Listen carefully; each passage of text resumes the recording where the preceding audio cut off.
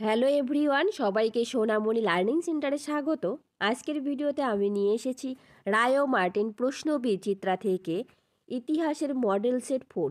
এর আগে আমি 3টা সেট করিয়েছি। তোমরা যারা দেখোনি, ভিডিও ডেসক্রিপশন বক্সে লিঙ্ক থাকবে, সেখান থেকে দেখে নিও। তাহলে চলো শুরু করা যাক আজকের পর্বটি। দেখো, model set 4 Balurghat high school এবং Kanchrapara Indian girls high school, এই স্কুলের যে প্রশ্নপত্রটা রয়েছে এটা আমরা আজকে সলভ করব। তাহলে চলো শুরু করা যাক আজকের পর্বটি। দেখো, একের দাগে বলেছে সঠিক উত্তরটি বেছে নিয়ে লেখো। 1 অধীনতামূলক মিত্রতার নীতি কে প্রথম স্বেচ্ছায় গ্রহণ করেন? সঠিক উত্তরটি হবে অপশন বি, হায়দ্রাবাদের নিজাম। নিজাম প্রথম অধীনতামূলক মিত্রতা নীতি স্বাক্ষর করেন স্বইচ্ছায়। পরের প্রশ্ন 2 দাগ, সলবাইয়ের চুক্তি হয়। সঠিক উত্তরটি হবে অপশন এ, 1782 খ্রিস্টাব্দে। 1782 খ্রিস্টাব্দে সলবাইয়ের চুক্তি স্বাক্ষরিত হয়েছিল। এই প্রশ্নটা খুবই ইম্পর্টেন্ট, পরীক্ষা আসার খুব সম্ভাবনা রয়েছে। পরের প্রশ্ন 3 দাগ, বারাণসী সংস্কৃত কলেজ প্রতিষ্ঠা করেন। সঠিক উত্তরটি হবে option D, Jonathan Duncan. Jonathan Duncan Varanasi Sanskrit college প্রতিষ্ঠা করেন। পরের প্রশ্ন 4 দাগ, লর্ড কর্নওয়ালিস প্রবর্তন করেন। সঠিক উত্তরটি হবে অপশন বি, চিরস্থায়ী বন্দোবস্ত। চিরস্থায়ী বন্দোবস্ত কে প্রবর্তন করেন? Lord Cornwallis. এই প্রশ্নটাও খুব ইম্পর্টেন্ট। এরপর দেখো, পরের প্রশ্ন 2 দাগ, নিচের প্রশ্নগুলির 2-1 কথায় উত্তর দাও যে কোনো 6টি। 1 নম্বরে বলেছে সুজাউদ্দৌলা কোথাকার শাসক ছিলেন? উত্তর হবে অযোধ্যার শাসক ছিলেন। অযোধ্যার শাসক ছিলেন সুজাউদ্দৌলা। পরের প্রশ্ন 2 দাগ, বুরহান উল মুলক উপাধিটি কে গ্রহণ করেছিলেন? উত্তর হবে সাদাত খান। সাদাত খান বুরহান মুলক উপাধি গ্রহণ করেছিলেন। এই প্রশ্ন খুব ইম্পর্টেন্ট। পরের প্রশ্ন 3 দাগ, আলীনগরের সন্ধি কত সালে হয়েছিল? 1757 সালে আলীনগরের সন্ধি হয়েছিল। আলীনগরের সন্ধি কার কার মধ্যে হয়েছিল? সিরাজউদ্দৌলা এবং ইংরেজদের সঙ্গে হয়েছিল। পরের প্রশ্ন 4 দাগ, বক্সারের যুদ্ধের সময় ইংরেজ সেনাপতি কে ছিলেন? উত্তর হবে হেক্টর মুনরো। হেক্টর মুনরো বক্সারের যুদ্ধের সময় ইংরেজদের সেনাপতি ছিলেন। পরের প্রশ্ন 5 দাগ, খোজা ওয়াজিদ কে ছিলেন? উত্তর হবে আর্মেনিয়ান ব্যবসায়ী। আর্মেনিয়ান ব্যবসায়ী ছিলেন খোজা ওয়াজিদ। পরের প্রশ্ন 6 দাগ, মহীশূরের রাজধানীর নাম কি? উত্তর শ্রীরঙ্গপত্তনম মহীশূরের রাজধানী। পরের প্রশ্ন 7 দাগ, ঠগী দুষ্টুদের কে দমন করেছিলেন? উত্তর হবে colonel William Sleeman. Colonel William Sleeman Thuggee দস্যুদের দমন করেন। বানানটা একটু ভালো করে দেখে নিবে, ঠিক আছে? চলো পরের প্রশ্ন 8 দাগ, জেনারেল অ্যাসেম্বলি ইনস্টিটিউশন কে প্রতিষ্ঠা করেন? উত্তর হবে আলেকজান্ডার ডাফ 1830 খ্রিস্টাব্দে। এবং তাকে সহযোগিতা কে করেছিলেন? সহযোগিতা করেছিলেন রাজা রামমোহন রায়। কিন্তু তৈরি করেছিলেন আলেকজান্ডার ডাফ, তাকে সহযোগিতা করে রাজা রামমোহন রায়। এটা আমি লিখে নিই, তোমরা একটু লিখে নিও। এরপর দেখো 3 দাগ, নিচের প্রশ্নগুলি 2-3টি বাক্যে উত্তর দাও। 2 নম্বর করে থাকবে। 1 দাগে বলেছে বাংলার নবাব আলীবর্দী খানের সঙ্গে ব্রিটিশ কোম্পানির সম্পর্ক খারাপ হওয়ার 2টি কারণ লেখো। অথবা অন্ধকূপ হত্যা বলতে কি বোঝো? আমরা প্রথমে কারণ 2টো লিখি। উত্তর, বাংলার নবাবরা ব্রিটিশ কোম্পানির প্রকৃত উদ্দেশ্য বুঝতে পারেননি, 1 নম্বর কারণ। 2 নম্বর কারণ, ইংরেজ বণিকরা নবাবের একচেটিয়া বাণিজ্যিক অধিকারের সঙ্গে যুক্ত হয়েছিল। এই 2টো কারণ তোমরা লিখে দেবে। দেখো, অথবা দিয়ে অন্ধকূপ হত্যা বলতে কি বোঝে, এই উত্তরটা দেখে নিব। উত্তর, অন্ধকূপ হত্যা ইংরেজ কর্মচারী হলওয়েলের বিবরণ থেকে জানা যায় যে নবাবের ফোর্ট উইলিয়াম দখলের পর নবাব বাহিনীর হাতে কোম্পানির 146 জন কর্মচারী বন্দী হয়েছিল। ওই রাত্রে 18 ফুট লম্বা 14 ফুট 10 ইঞ্চি চওড়া একটি কক্ষে বন্দীদের রাখা হয়েছিল। পরের দিন সকালে তাদের মধ্যে 123 জন মারা যান। এই ঘটনা অন্ধকূপ হত্যা নামে পরিচিত। তবে ঐতিহাসিকগণ এই ঘটনার সত্যতা সম্পর্কে সন্দেহ প্রকাশ করেছিলেন। এই প্রশ্নটা ভেরি ভেরি ইম্পর্টেন্ট, পরীক্ষায় তোমাদের আসবে। চলো পরের প্রশ্ন। পরের প্রশ্ন 2 দাগ, সিসিপিআই কি? উত্তর, 1823 খ্রিস্টাব্দে general committee of public instruction বা জনশিক্ষা কমিটি গঠিত হয়।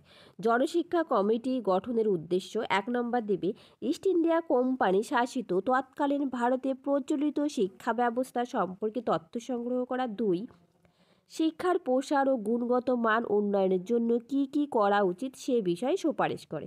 এই 2টো পয়েন্ট অবশ্যই লিখবে, ঠিক আছে? চলো পরের প্রশ্ন। এরপর দেখো 4 দাগ, নিচের প্রশ্নগুলি 3-4টি বাক্যে উত্তর দাও। একে বলেছে সত্যবিলোপ নীতি কত সালে কে প্রয়োগ করেন? এই নীতির শর্তগুলি লেখো। উত্তর, 1848 খ্রিস্টাব্দে গভর্নর জেনারেল লর্ড ডালহৌসি ভারতে এসে সত্যবিলোপ নীতি প্রয়োগ করেন। উদ্দেশ্য কী ছিল?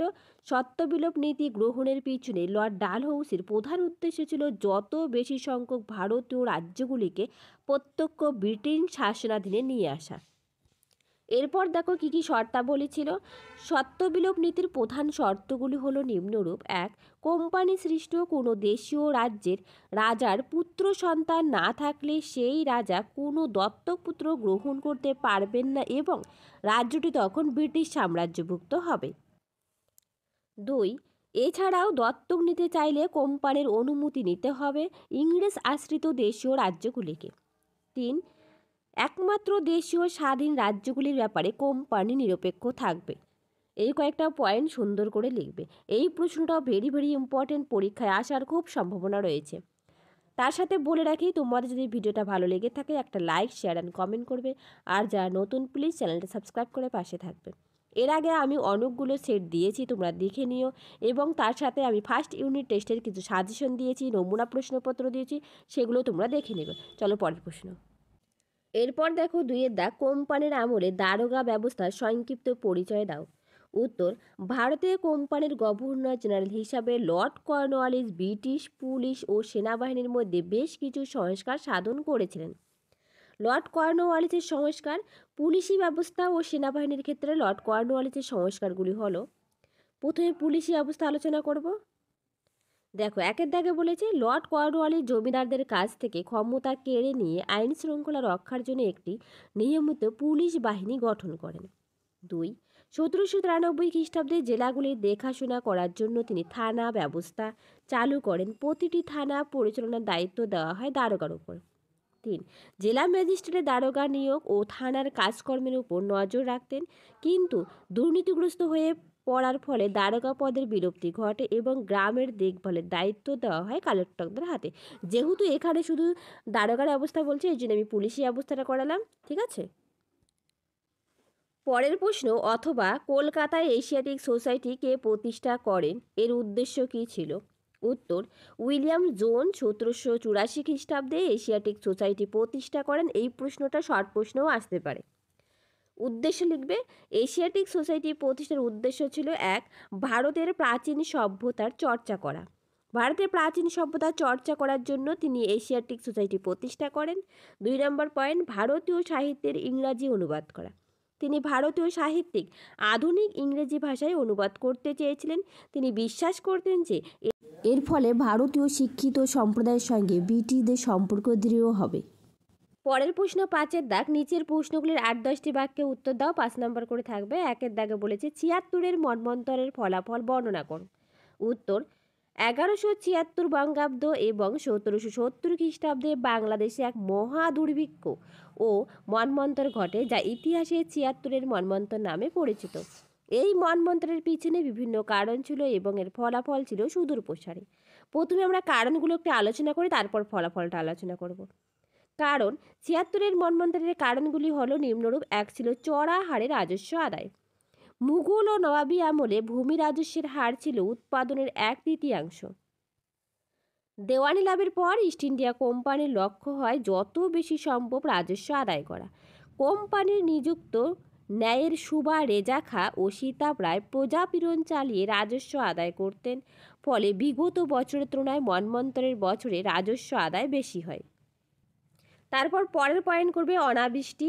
বাংলার চাষবাস প্রকৃতি নির্ভর ছিল। 1768 খ্রিস্টাব্দে কম বৃষ্টির কারণে ধান নষ্ট হয়ে যায়। 1769 খ্রিস্টাব্দে অনাবৃষ্টির কারণে চাষবাস হয়নি। 1770 খ্রিস্টাব্দে কম বৃষ্টির জন্য অল্প ফসল হলেও কোম্পানি রেজা খাঁ ও অসাধু ব্যবসায়ীরা খাদ্য মজুত করে, ফলে খাদ্য সংকট দেখা দেয়। পরের পয়েন্ট করবে রোগ ব্যাধি। খাদ্যের অভাবে ক্ষুধার জ্বালায় মানুষের গাছের পাতা, মরা পশুর মাংস, এমনকি মানুষের মাংস খেয়ে ক্ষুধা নিবৃত্তি করে। পুকুরের জল দূষিত হয়ে যায়, ফলে কলেরা, গুটি বসন্ত রোগ মহামারীর রূপ নেয় এবং গ্রামের পর গ্রাম মানুষ মৃত্যুর কোলে ঢলে পড়ে। আমি এখানে কারণটাও দিয়ে রাখলাম, অনেক সময় কারণের কথাও বলে থাকে, এই জন্য কারণ ফলাফল, তোমাদের ফলাফল যেটি শুধু ফলাফলে দেবে, এরপর আমরা ফলাফলটা আলোচনা করব। দেখো ফলাফল একে দেওয়া আছে, পয়েন্ট করবে মৃত্যু। এই মন্বন্তরের ফলে বাংলার 1/3 মানুষের মৃত্যু ঘটে। 2, কৃষি শিল্পে বিপর্যয়।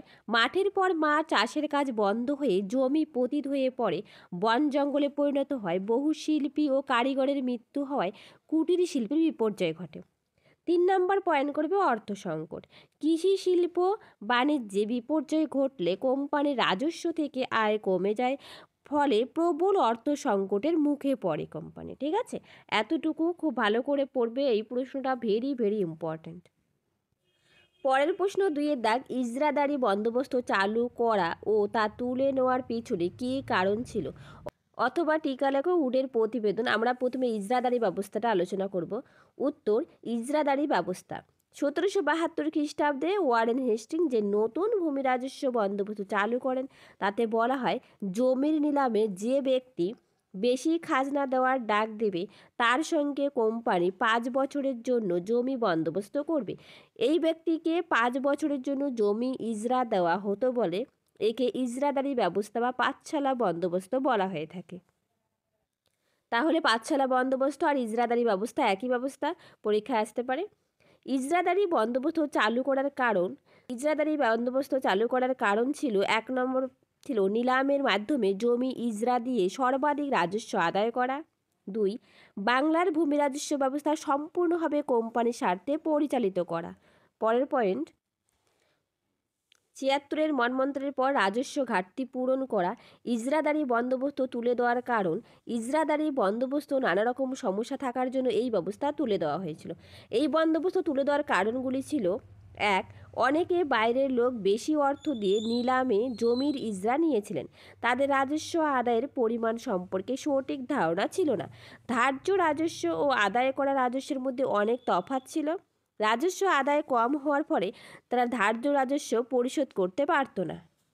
পরের পয়েন্ট 2, ইজরাদার সর্বোচ্চ রাজস্ব আদায় করার জন্য কৃষকদের উপর অত্যাচার করত, তারা কৃষির উন্নতির দিকে নজর দিত না। 3, অনেকে ইজরাদারদের রাজস্ব জমা না দিতে পেরে পলাতক করত, অর্থাৎ পালিয়ে যেত। এইটুকু লিখবে। এবার আমরা আলোচনা করব উডের প্রতিবেদন। দেখো অথবা টিকা লেখো উডের প্রতিবেদন। উত্তর, বোর্ড অফ কন্ট্রোলের সভাপতি চার্লস উড ভারতে পাশ্চাত্য শিক্ষার প্রসারের জন্য 1854 খ্রিস্টাব্দের 19 জুলাই একটি নির্দেশনামা প্রকাশ করেন। এই নির্দেশনামা চার্লস উডের প্রতিবেদন নামে খ্যাত। চার্লস উডের সুপারিশগুলি কী কী ছিল? 1 নম্বর ছিল শিক্ষার প্রসারের জন্য স্বতন্ত্র শিক্ষা বিভাগ গঠন করা। 2, কলকাতা, বোম্বাই, মাদ্রাসে একটি করে বিশ্ববিদ্যালয় প্রতিষ্ঠা করা। 3, সুদক্ষ শিক্ষক তৈরির জন্য শিক্ষকদের প্রশিক্ষণ বা টিচার্স ট্রেনিং কলেজ স্থাপন করা। 4, দেশীয় ভাষার মাধ্যমে সাধারণ শিক্ষা প্রদান করা। 5, নারী শিক্ষার প্রসার ঘটানো। তাহলে আজ রইল এই পর্যন্ত, পরে দেখা হবে নতুন আরেকটা ভিডিওতে। তোমরা যারা নতুন প্লিজ চ্যানেলটা সাবস্ক্রাইব করে পাশে থাকবে। Thank you everyone.